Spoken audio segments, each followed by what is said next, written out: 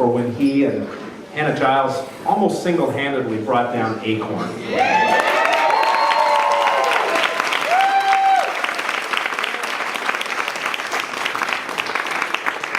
James O'Keefe has been arrested for our cause. He's shown us who the people in charge of NPR really are. And he's been accused of selective editing by the left, of course. But you know what? The videos don't lie. They show us who these people really are.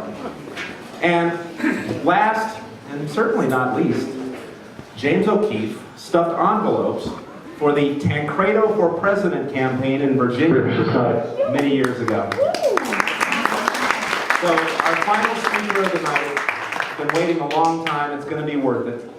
Please welcome James O'Keefe. Are you ready, James? I can talk forever. Here he comes.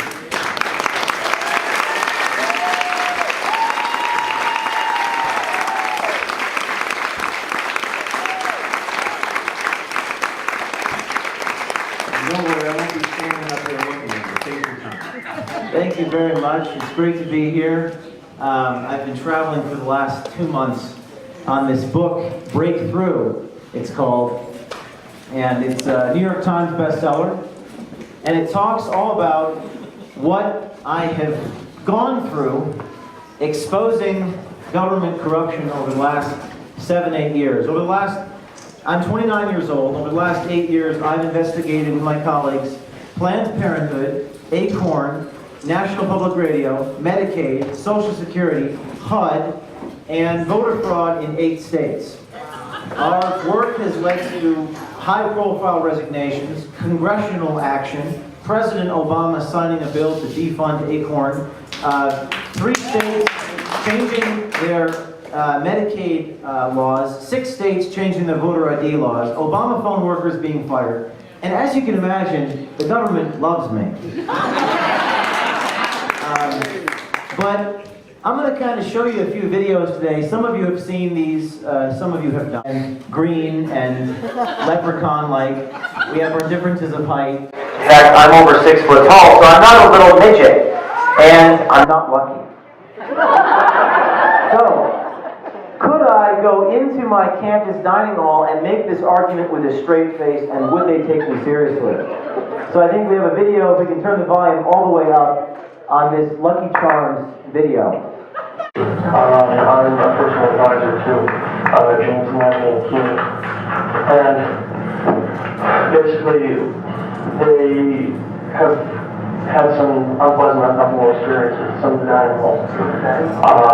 And basically wanted to bring the matter to your concern that you're at the dining halls, your bunkers serve Lucky Charms. And we think that this promotes negative stereotypes of Irish Americans, and we don't think it's acceptable in an academic setting, especially one of higher learning. And we brought up a lot of boxes for you to look at here. And there's what appears to be an Irish American on the front cover, and he's portrayed as a little green cladded gnome, a huckster, and we think that this underlines the importance and severity of St. Patrick's Day, especially during the month of March. So, ways that what we're trying to do is appeal to. So, can you tell me that again?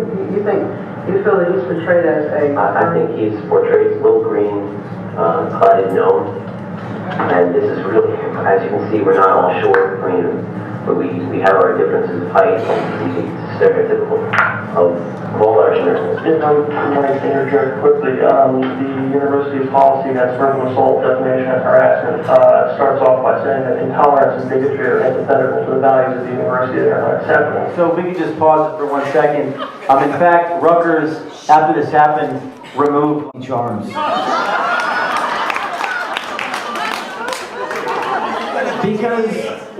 Because what are they going to do? I mean, if they take it seriously, they're ridiculous. But if they don't take it seriously, they're even in bigger trouble. Because if you're not taking my feelings seriously, well then that offends me. So we do this in other places.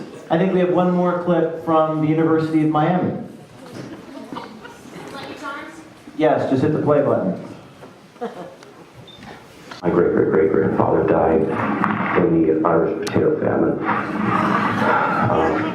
Madeline's great-great-great, I can't even remember how many greats, died in the Irish potato famine as well. Several of her relatives. Would you consider us lucky?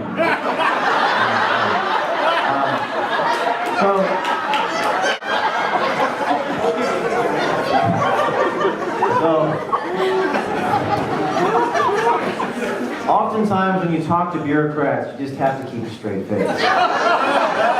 It's oftentimes not easy to keep a straight face, but whatever you do, do not laugh. So, we have adopted this whole methodology when we expose the corruption and the fraud and the hypocrisy, we put people into these situations. Let's skip ahead to another thing, a little more serious, voter fraud and photo ID.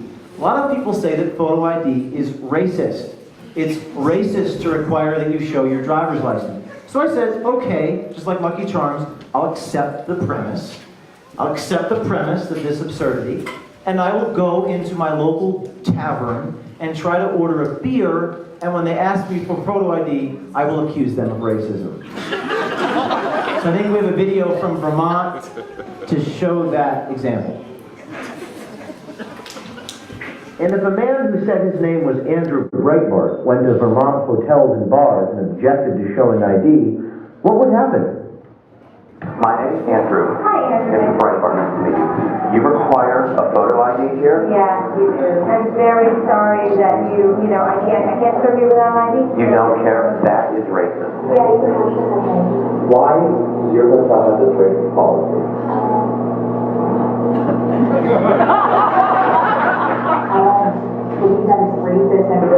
So you're following orders. Historically, that defense doesn't do so well. You have an ID with you? No, I don't. I don't have the time. I don't have the resources and money to say, look, I have to quit my job to go down to the DMV and do this. You don't want to Or drink they that, only give me a I'm very secret. sorry. I can call someone from the Burlington Police Department, have them come down. I don't want to drink very badly enough. So if we could open up actually the Holder video. So one of the things we decided to do is we decided to go to Washington, D.C. and actually, because there's no photo ID, you can actually vote in anyone else's name. You can do it. Have you ever tried doing this? You can just walk up to the poll location and say, hey, you have a John Doe here. And they will give you the ballot. They will offer you the ballot of the person that you're asking about. So I decided to not just do it for John Doe. I decided to do it for Eric H. Holder. Go up to the very place where Mr. Holder himself personally casts a ballot, because there's no photo ID, and say, hey, you have a Holder on your list? Here you go, Mr. Holder. So watch this incredible piece of news coverage. Of finding out if Eric Holder votes at this Nebraska Avenue church, just ask. Do you have an Eric Holder? The poll watchers' answer last Tuesday might dent the Attorney General's ego. The actor confirms the address. I actually forgot my ID. I left it in the car. As long as you're here, you're under our list, and that's who you say you are. You sign into that poll book, and your signature serves as a verification that you are who you say you are. Rather than sign and commit a crime punishable by up to $10,000 in fines and 5 years in prison, the actor left and didn't vote. The video thing is meant to refute Holder's contention that those on all sides of this debate have acknowledged that in-person voting fraud is uncommon. And an official in Holder's Justice Department told 9 News Now it is no coincidence that these so-called examples of rampant voter fraud consistently turn out to be manufactured ones. The issue of voter fraud divides Republicans who in general say they support ID requirements to stop fraud, and Democrats who argue it disenfranchises eligible voters who don't have ID. So pause it for 1 second. So what happened is we walk up to this guy, we did this in many different states, and we just ask if they have people on the rolls, and then they proceed to offer us the ballot in the name of the person we're asking about. So we're visualizing that in-person voter fraud is possible. And of course, we had to incorporate humor into it. So as you'll see in this video towards the end, we put in a little little one-liner I'm sure you'll get a kick out of. There. I actually forgot my ID. You're here, sir. I left it in the car. As long as you're here, you're on our list, and that's who you say you are. I would feel more comfortable if I just had my IDs. All right, I'll be back faster than you can say furious. We're not going anywhere.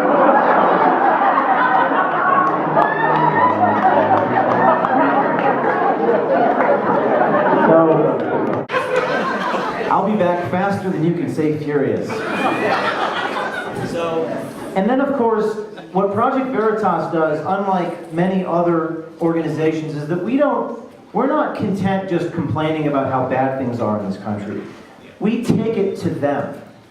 We go on offense, and I mean that in a very special way. Every time we do something, we get a reaction from the government. In fact, in this case, we got a reaction from Eric Holder. And Mr. Holder was forced to testify in Congress about why his ballot was offered to a stranger. We forced the most powerful legal official in our country to be held to the fire.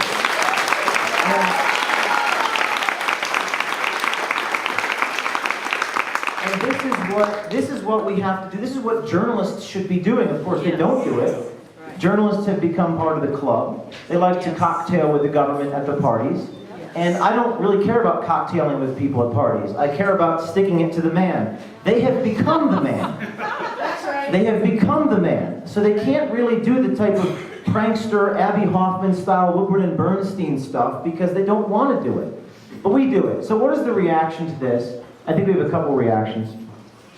I think we have Holder for It hardly inspires the public confidence that a white 20-something can obtain the ballot of the first black attorney general. And there's a little video here to illustrate that point. Makes mincemeat of these people's argument. And the fact that it was Holder is it's just delectable. And then, of course, you have the Attorney General himself in Congress.